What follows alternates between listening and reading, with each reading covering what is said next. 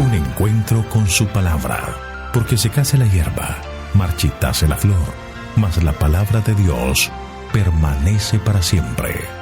Con ustedes, el doctor José Ricardo Arias Quintero.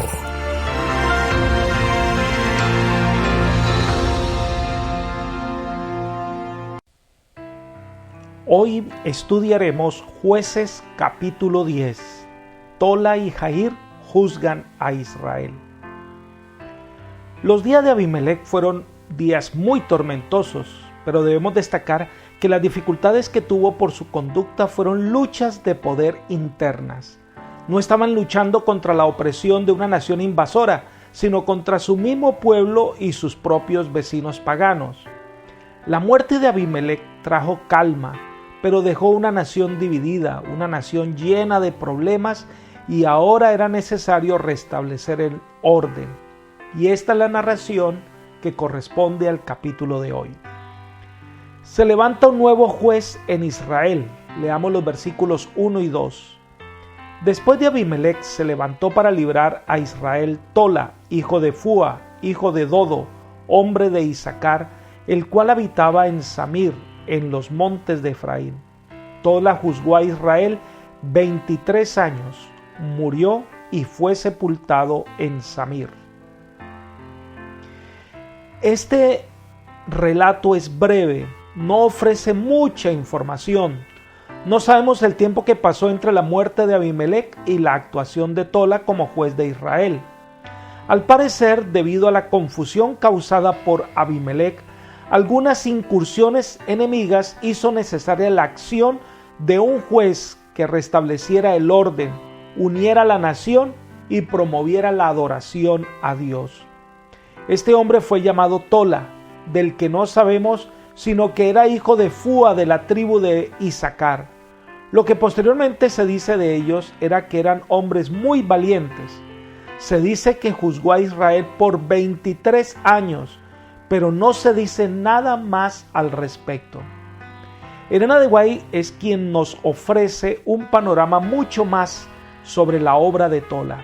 Ella comenta: después de la muerte de Abimelec, el usurpador, Dios levantó a Tola para que juzgara a Israel. Su pacífico reinado fue un feliz contraste con las borrascosas escenas por las cuales había estado pasando la nación. No le tocó guiar ejércitos a la batalla y lograr victorias sobre los enemigos de Israel como lo habían hecho los gobernantes anteriores, pero su influencia estrechó más los vínculos del pueblo y estableció el gobierno sobre una base más firme. Restauró el orden, la ley y la justicia. A diferencia del orgulloso y envidioso Abimelec, el gran deseo de Tola no fue conseguir puestos y honores para sí mismo, sino mejorar la condición de su pueblo. Siendo un hombre de profunda humildad, comprendió que no podía realizar ninguna gran obra, pero se propuso cumplir con fidelidad su deber para con Dios y su pueblo. Apreciaba grandemente el privilegio del culto divino y eligió morar cerca del tabernáculo para poder asistir con más frecuencia a los servicios religiosos allí realizados. Esto está en Sign of the Times del 11 de agosto de 1881. Así que su obra no es muy conocida, pero los resultados de la labor de Tola se dejan ver en una nación que permaneció en paz, restableciendo el orden, la ley y la justicia. Otro juez viene después de Tola. Leamos los versículos 3 al 5 de Jueces capítulo 10.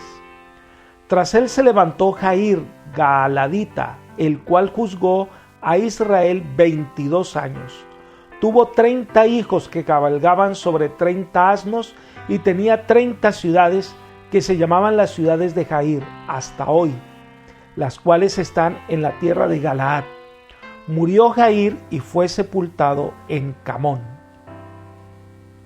Este personaje que se describe ahora se llama Jair, que siguió juzgando a Israel por 22 años.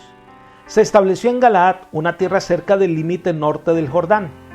Además se describe que tuvo 30 hijos, lo cual nos da a entender que practicó la poligamia. Pero se menciona que estos hijos cabalgaban sobre asnos. No había muchos caballos en Israel. La mención de los asnos muestra que Jair era un hombre con cierta riqueza y por lo tanto tenía honor y dignidad. Tuvo una región que estuvo bajo su dominio y quizás algunos de sus hijos fueron prefectos de estas localidades. No se menciona más de Jair, ni de sus hazañas, ni de su gobierno como tal. Lo cierto es que Israel permaneció en paz. Elena de White comenta lo siguiente: Tola gobernó a Israel 23 años y lo sucedió Jair. Este gobernante también temía al Señor y se esforzó por mantener su culto entre el pueblo.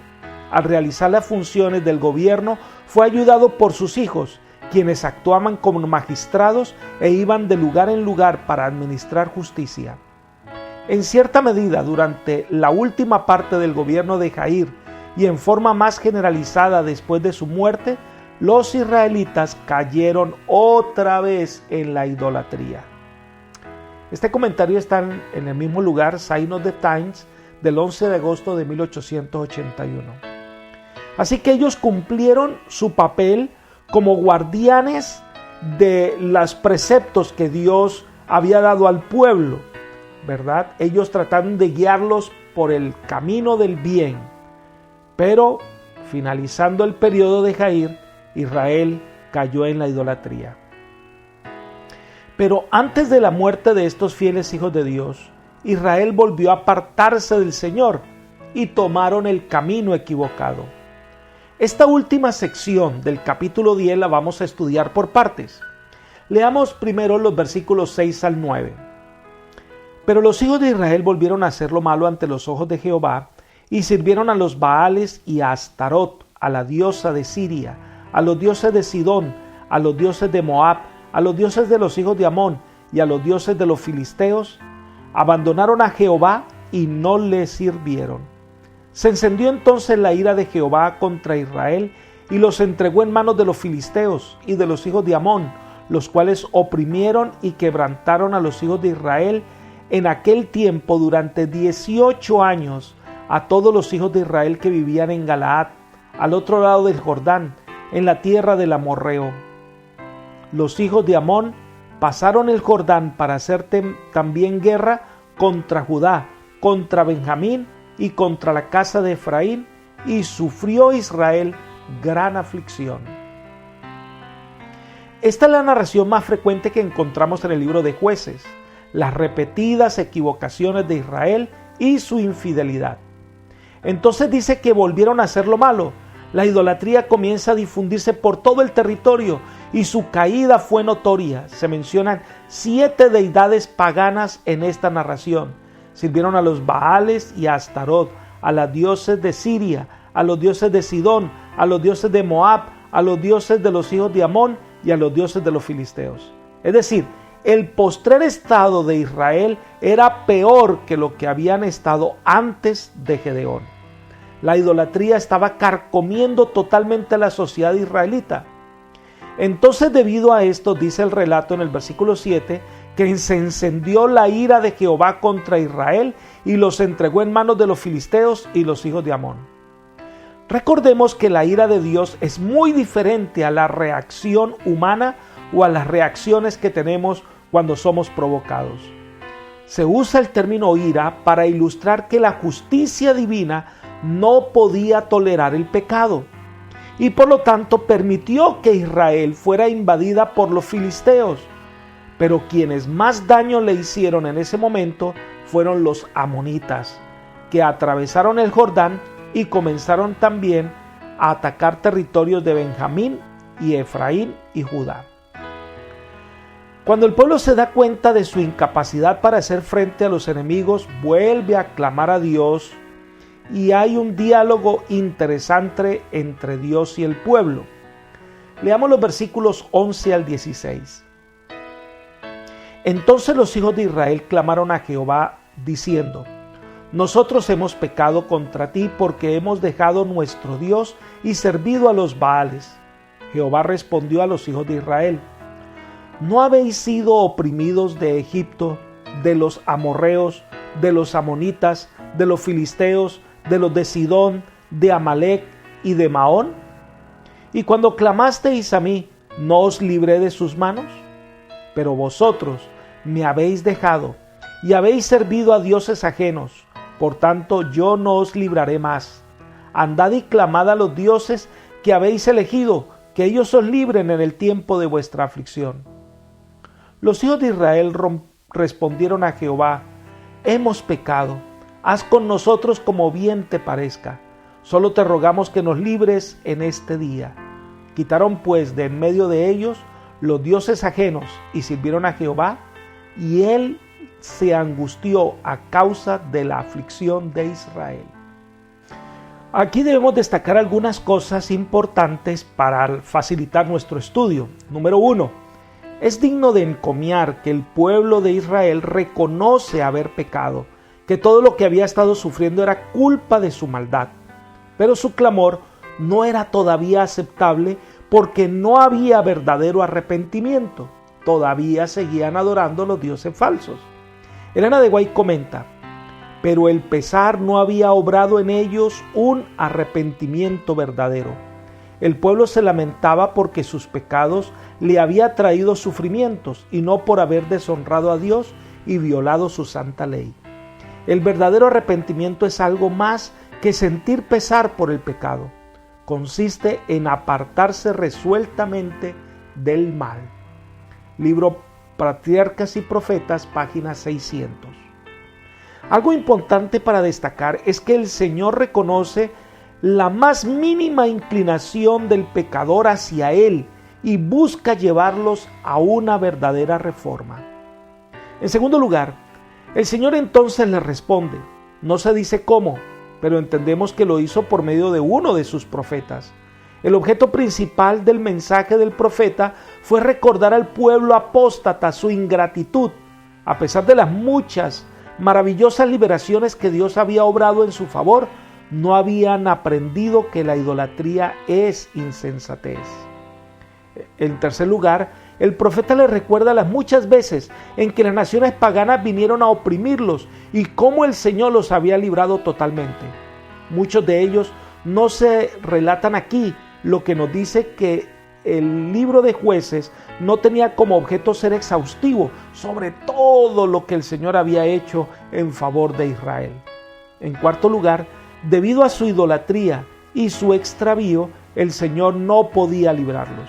Esta es una amenaza condicional. Eso dependía de la reacción del pueblo. Ya no os libraré, dice. Vayan a esos dioses. El Señor le dice en quinto lugar que clamen a esos dioses para que los liberen. Esto es interesante, porque los dioses a los que los israelitas estaban adorando eran los dioses de las naciones que los estaban oprimiendo. Y estos dioses que no son nada, no podía librarlos. Debían sufrir las consecuencias de sus decisiones. Elena de White aplica esta realidad de Israel con aquellos que enfrentan el juicio divino en el tiempo del fin. Ella dice: estas palabras solemnes y terribles encauzan el pensamiento hacia otra escena, la del gran día del juicio final, cuando los que rechazaron la misericordia de Dios y menospreciaron su gracia serán puestos frente a su justicia. En aquel tribunal, los que dedicaron al servicio de los dioses de este mundo los talentos que Dios les dio, deberán rendir cuenta del empleo de su tiempo, sus recursos y su intelecto. Abandonaron a su verdadero y tierno amigo para seguir el sendero de la conveniencia y del placer mundano. Se proponían volver a Dios alguna vez, pero el mundo con sus locuras y engaños absorbió su atención. Las diversiones frívolas, el orgullo de los atavíos y la satisfacción de los apetitos endurecieron su corazón y embotaron su conciencia de tal manera que ya no oyeron la voz de la verdad. Menospreciaron el deber, tuvieron en poco las cosas de valor infinito hasta que desapareció de su corazón todo deseo de hacer sacrificios por aquel que tanto dio para el hombre. Pero en el tiempo de la siega cosecharán lo que sembraron. Libro Patriarcas y Profetas, página 600. en la hora final, las cosas en las que colocaron su confianza son inútiles para salvarles. Por eso ahora es el tiempo de buscar al Señor. Esta reprensión de parte del Señor tuvo su efecto. El pueblo de Israel reconoció su pecado, reconoce su maldad y le pide al Señor que son merecedores del castigo, pero que ahora debe librarlos de los amonitas, y entonces quitaron los ídolos ajenos delante de sí. Algo maravilloso de nuestro Dios es su amor paciente y perdonador. Él ama a sus hijos, pero aborrece el pecado, y ante una voz que clama sinceramente a Dios, no pasa por alto esa oración, está listo para perdonar y restaurar. Y en ese momento, Él perdonó a su pueblo y obrará en favor de su salvación. Entonces llegamos al final del capítulo con un relato inconcluso que se resolverá en el capítulo 11. Leamos los versículos 17 y 18. Entonces se juntaron los hijos de Amón y acamparon en Galaad. Se juntaron asimismo los hijos de Israel y acamparon en Mizpa. Y los príncipes y el pueblo de Galaad se dijeron unos a otros: ¿quién comenzará la batalla contra los hijos de Amón? El que lo haga será el caudillo de todos los que habitan en Galaad. Llegó la hora decisiva en este periodo de la historia. Durante 18 años los amonitas habían venido regularmente al territorio para llevarse las cosechas y exigir tributo. Ahora venían los amonitas a realizar su malvada labor, y el pueblo entendió que Dios había aceptado su arrepentimiento y se disponen a salir para hacerle resistencia, y están allí, pero falta un líder, falta alguien que los guíe, y la pregunta está en el aire. Y esto nos muestra que cada vez que el Señor quiere hacer algo en favor de su pueblo, Él levanta a un líder que lo lleve en la dirección que el Señor desea que lo lleve. El liderazgo es necesario. Proveer dirección y unidad es importante en esa labor del líder. Apreciados amigos y hermanos, hoy hemos llegado a entender lo que es el verdadero arrepentimiento. Esto es más que un sentimiento de dolor por habernos equivocado o temor por los resultados que vendrán. El verdadero arrepentimiento es el reconocimiento de haber ofendido a Dios y de apartarnos de la presencia del pecado. Dios está atento al mínimo interés nuestro por buscarle y por cambiar nuestra vida. Dios quiere restaurar, y ninguna persona que se acerque allí será rechazado. No importa el error que hayamos cometido, Dios está listo a perdonar y restaurar. Por eso la invitación es: acércate a Jesús como estás, que el Señor está listo para perdonar y restaurar. Que el Señor te bendiga hoy, es mi oración por ti. Amén.